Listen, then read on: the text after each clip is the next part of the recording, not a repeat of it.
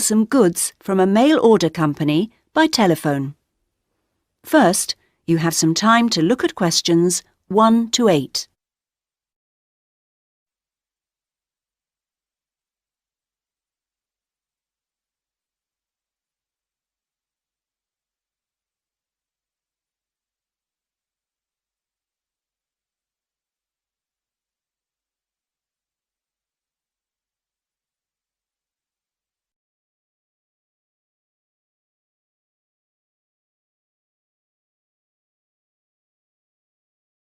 Listen carefully to the first part of the conversation and answer questions 1 to 8. Cosmic Home Delivery. My name is Gary. How may I help you today? Hello, I'd like to place an order. Certainly, madam. I'm afraid our computer system crashed earlier today. I'll have to take the details down on paper and then enter them later when it's been fixed. Is that okay? Yes, of course. So, can I take your name, please? Yes, it's Alexandra Hornby.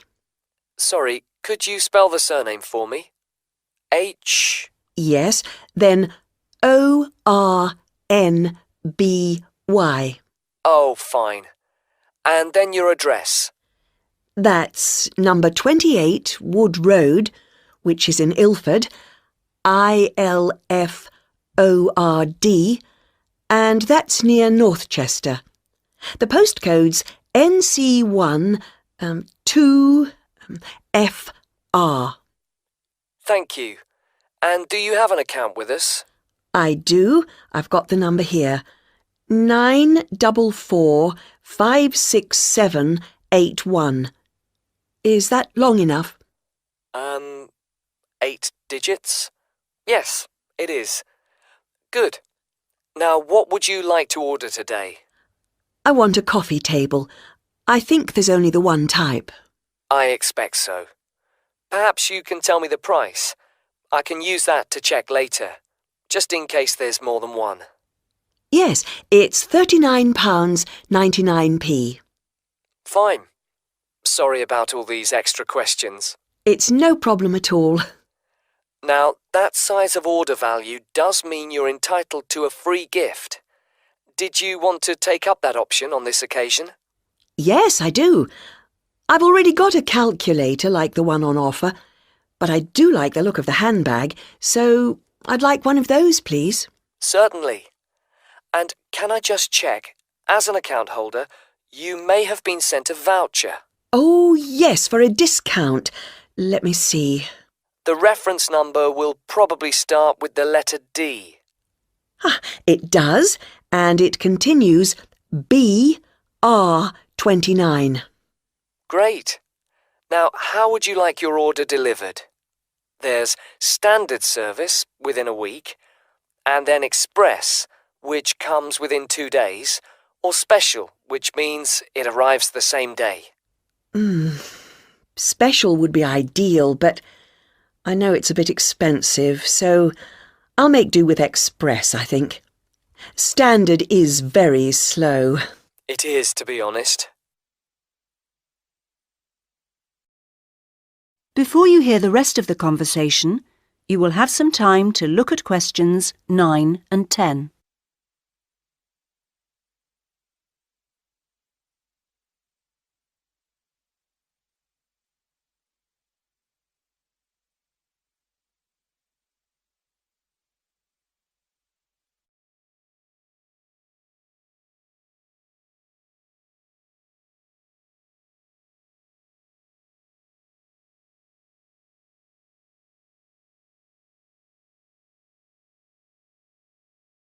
Now listen and answer questions 9 and 10. Well, that's your order completed. Could I just trouble you for another minute or so to ask you a couple of questions to help us improve our service as much as possible? Yes. Firstly, we do like to try and keep a record of how customers have heard of Cosmic Mail Order. How did you? Was it from our advertising campaign? Oh, I think I would have remembered any advertisements, on TV, for example. I only read newspapers occasionally, so that would have passed me by. A friend of mine had been using you for years and encouraged me to give it a go, so I looked on the internet to find you to see what was available on the site. That's great, thank you. The second thing is, we're thinking of introducing a number of promotional offers. Oh, yes, I got a little brochure about them with my last order. I've got the list here. So can I ask which ones appeal to you? Well, let's see. There's quite a few things here that don't really apply to me, actually. For example, my mobile phone bills are so low that I hardly notice them. Likewise, they shut down the local cinema. I do enjoy a meal out, though, so that discount could be of interest. And I like to get away at weekends when I can, and some of the places you want to visit are expensive, so it'd be lovely if they became cheaper. As for planes, well, I haven't been abroad for a while now, and in any case, I prefer the train where possible. Fine. Well, thank you very much for your time. Not at all. That is the end of part 1. You now have half a minute to check your answers.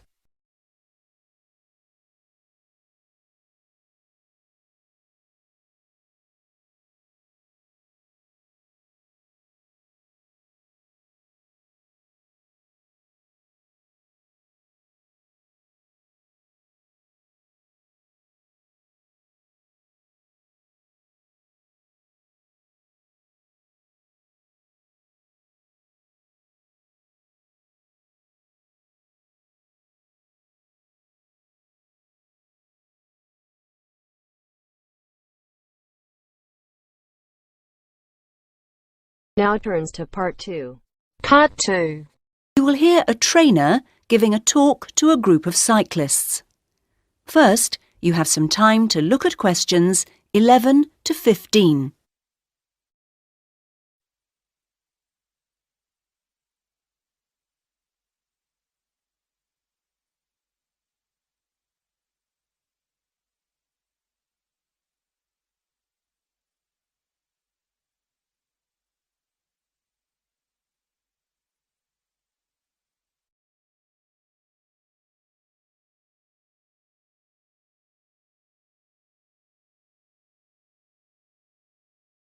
Now listen carefully to the first part of the talk and answer questions 11 to 15. Hello everybody. It's nice to see that so many of you made it, even on an evening as rainy as tonight. OK, now, whether you're new to cycling as a sport or are returning to it after some years' absence, I'll just go over a few basic points. Now, race preparation is a complex business and there are many factors to consider. The first area of concern is mechanical. Now, this involves the machine itself, that is, your bike, and also, no less importantly in fact, clothing. This will protect your body and aid your performance, providing you wear the right kit. The next area to concern yourselves with is the mental. This is you as a person. You can have the best bike in the world, but you won't get the most out of it if you don't have the right mindset. So, tactics are important to consider. Another factor which is essential to a good performance is determination. You need to feel this so that you can really push yourselves to your limits. To accompany this, you also need knowledge of your bike, yourself, physics, other riders, the course, and so on. Finally, strange though it may seem after all I've said so far, you need relaxation. If you can't switch off sometimes, you won't get to recharge your batteries. OK, and that takes us on to the physical side of race preparation. The first and perhaps most obvious aspect of this is training, and we'll come to some of the details of that in a minute. Another important aspect to pay attention to is diet, and you'll soon find that if you don't eat well, you won't see yourselves performing as well as you might. Then there's also the question of style, and you'll need to learn to develop the most effective ways for each of you to deliver your performance. And the details of this depend on which kind of event you're competing in. And finally, you need to take body care into account. You need to stay healthy in order to be able to give of your best. Right, those are the basic ingredients of race preparation. Before you hear the rest of the talk, you have some time to look at questions 16 to 20.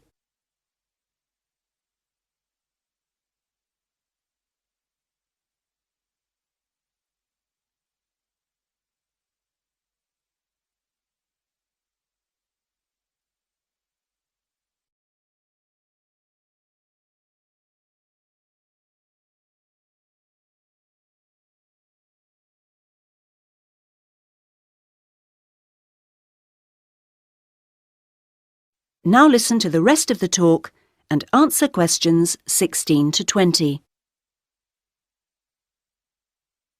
Now I'd like to turn your attention to some of the details of a good training regime and what you should and shouldn't do through the year. Let's consider various activities in turn. The first thing to think about is circuit training. This is an indoor series of gym exercises designed to work on all parts of your body. This starts as the racing season closes with the end of summer and continues right through the cold season, and stops you going off the boil when you aren't competing. It's extremely beneficial, although I would stress you do need a qualified gym instructor to tell you how to do it properly. Next, weight training. This is also very good for cyclists, and it tops up the natural strength that cycling produces. Exercises need to be arranged as part of a carefully calculated routine, and this routine needs to be sensibly followed. It's a good idea for continuity to carry on using weights throughout the year, as you can lose strength just as quickly as you can gain it. Something simpler and requiring no equipment is mobility work. While cycling has a great many benefits for the body, it doesn't work every part of it, and indeed keeps some parts locked in pretty much the same position. So exercises that involve twisting and turning and generally promoting flexibility are advisable before the start of each race throughout the summer season. Another important activity is pleasure riding. Perhaps this doesn't sound so important to you, but you don't race all year, and when you do race, it's pretty hard riding. So you can sometimes forget that cycling is actually basically a fun thing to do. So, when you hang up your racing bike at the end of the summer, get out another bike and go for some gentler, enjoyable rides during the winter. Weather permitting, of course. And finally, running. This is, of course, another sport in its own right, and for this reason some cyclists are rather sniffy about it. However, it is good exercise and maintains aerobic fitness very effectively. But it is rather hard on the knees, and in different ways from cycling, so you're best advised to keep your running to out of the racing season, and wrap up well against the cold when you do go. So, now I'd like to say... That is the end of part 2. You now have half a minute to check your answers.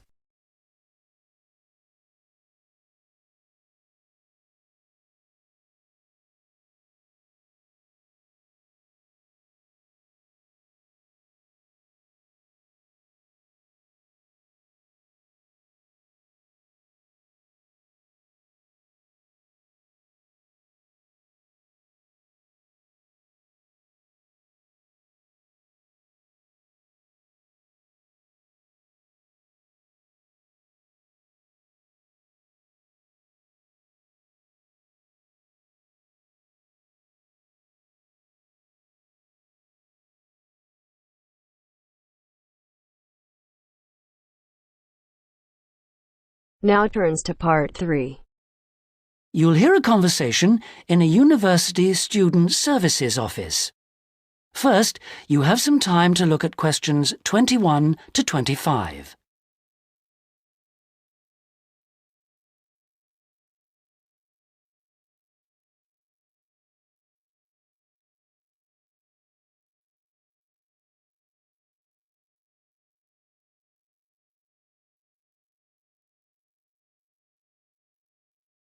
Now listen carefully and answer questions 21 to 25.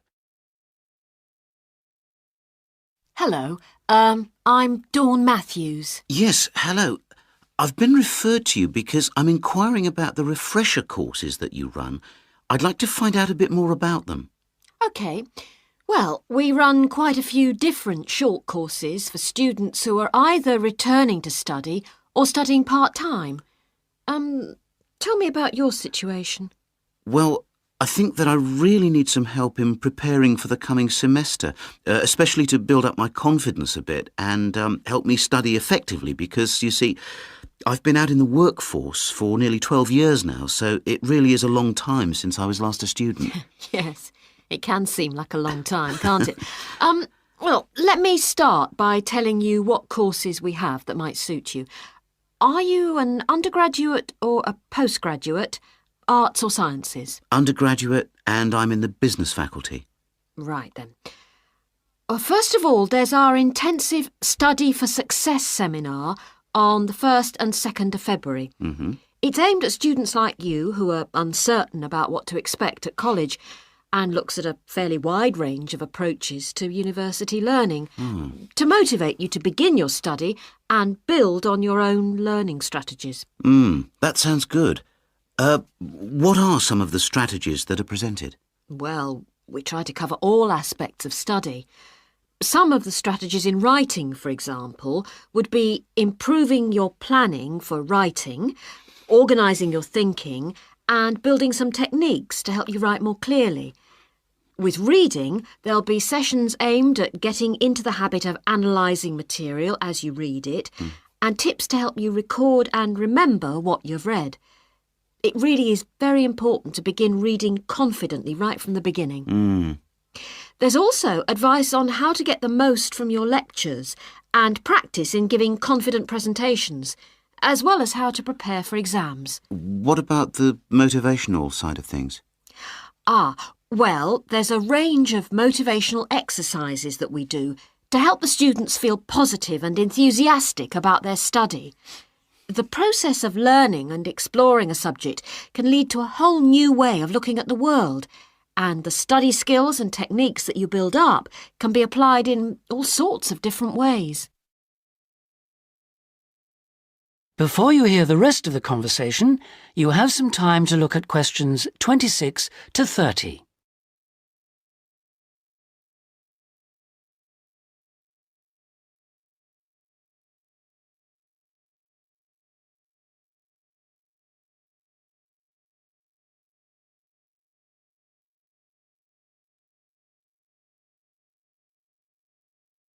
Now listen and answer questions 26 to 30. Actually, I'm very excited about the whole thing of taking up studying again, but, you know, I'm a little nervous about whether I'll manage to get everything done. I suppose it's the same for all mature students. Of course it is. Two of the key components of the course are time management and overcoming procrastination. People discover that once they learn to plan their days, all the work can be accomplished and there'll still be time for leisure. Is there an enrolment fee? Well, just a minute, let's see. The cost is £30, which includes all course materials and morning tea. You have to arrange your own lunch. Well, that wouldn't be a problem. I already make sandwiches for my 3 kids and my wife and myself every day. I won't have to change my routine. No. Now, I need to tell you that this is a very popular course and it's essential that you book well ahead of time. In fact, the course convener tells me that there are only 5 places left. What other course might be good for me? There is one other that you could benefit from. It's simply called Learning Skills for University Study and is on 3 consecutive mornings starting on a Monday from 9 to 12 and costs £25. This is aimed at upgrading the study skills most school leavers have and help them cope with the increased demands of university study. It focuses mainly on making students more responsible for their own success. What sort of things are covered in this course? Well, basically, it's more advanced thinking, note-taking, reading and writing strategies, but also some input about stress management. I think I'd be better off starting from the basics and looking at all the strategies, don't you? Yes, from what you've told me, I think that's more in line with your situation. All right then. Can I book a place on the Study for Success seminar course now? Yes. Let me just get out a registration form and take down your details. That is the end of part 3. You now have half a minute to check your answers.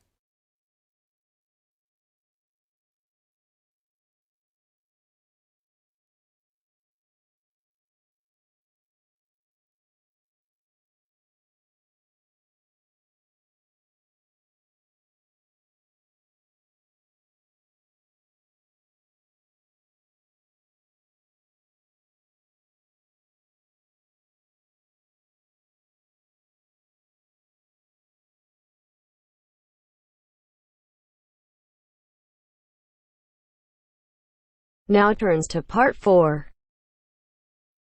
You will hear a writer giving a talk about the different kinds of writing that the audience might want to try doing. First, you have some time to look at questions 31 to 40.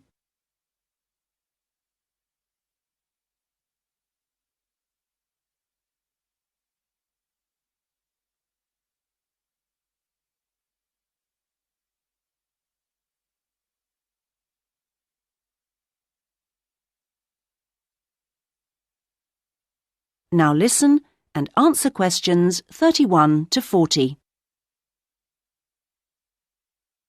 So, I'm now going to say a few words about the various different kinds of writing you may want to consider. Each has its own challenges and rewards, and it's really a question of seeing what suits you best. There are no rights and wrongs here. Let's start by considering the short story. Remember that a short story isn't just a very concise novel. There are 3 basic styles: the story itself, the slice of life section, and the surprise type, and all of them are equally valid as treatments of the genre. When producing a short story, you don't have time for a slow build-up of interest, so you need to get in there straight away and begin with a crisis. Then there's non-fiction, which can sell very well, with biographies in particular frequently hitting the bestseller lists. It's important, however, to be sure your chosen topic is genuinely interesting to people, and you know enough about it to do it justice. So when you're submitting your idea to a publisher, it's worthwhile to give them details of specialist knowledge you have. What about articles? Now, this is a very wide area, of course, going from the very learned and obscure to the populist gossip type. Articles based on giving advice are a proven area, and to give them a sufficient focus, you should produce your article for a definite market. That will help to define your purpose. Turning to something different, there's the question of poetry. It's often hard to define what poetry is exactly. Maybe it's easier to say what it isn't. But it should be subtle, so the message of a poem oughtn't to be overly obvious. True poems let the ideas sit there for the reader to ponder. What they must do is sound good, like singing. So I recommend reading what you write aloud to yourself to check the melody. Well, then there's plays, which are basically novels, but told only through conversation. A playwright includes minimal instructions for actions, but not for every small action the actors will perform. Things such as moves towards sofa and so on are for the director to come up with. If you're thinking of trying your hand at a play, a good starting point would be to educate yourself a little in the art of acting, so that you know what the people who deliver your work can and can't do with it. What next? There's radio, of course. Radio uses an enormous range of material, and the BBC Writing for Radio Handbook contains information about all of this. To begin with, I suggest regional stations for sending your stuff to. The competition for national radio is extremely high. OK, another interesting area is children's literature. Now, very few, if any, children's books are published without pictures, but this doesn't mean that you, as writer, have to draw them. That's for the illustrator. What you do need to do is be clear who you want to write for. So fix on one age group, and then aim your stories at that.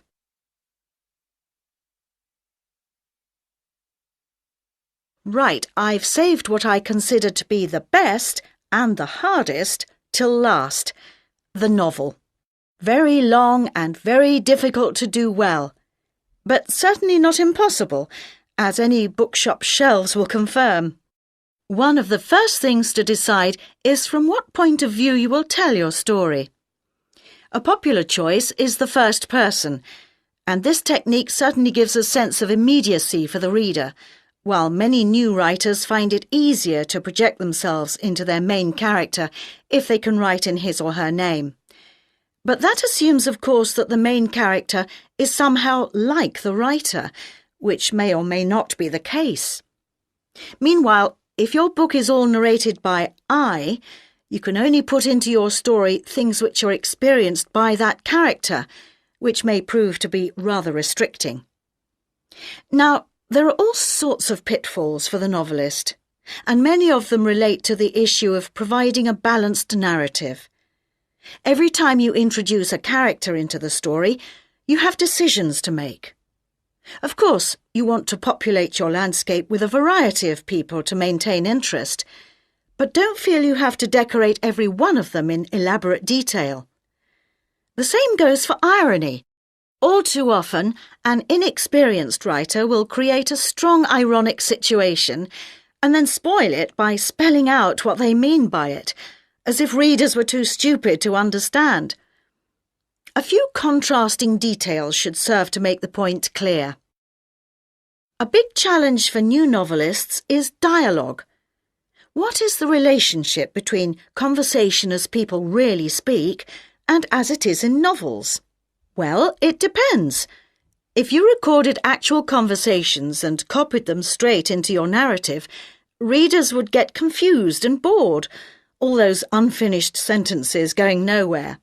On the other hand, you don't want to write out page-long utterances by characters, as these will seem unrealistic to an extreme, but you can insert minor descriptions and actions to vary the pace and add interest. Well, I hope what I'm saying is encouraging and not too off-putting about the various difficulties. Are there any questions at this point? That is the end of part 4. You now have half a minute to check your answers.